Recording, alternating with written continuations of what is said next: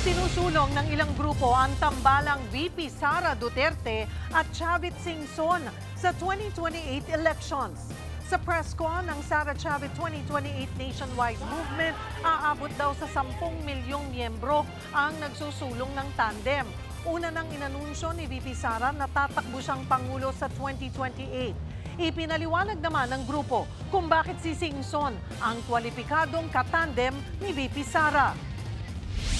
Meron siyang financial capacity at hindi niya nahangarin pang manguragot.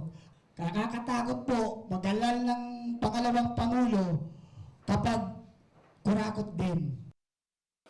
Mga kapatid, Cheryl Hosing po, maging maalam at may pakialam sa mga napapanahong issue at headlines.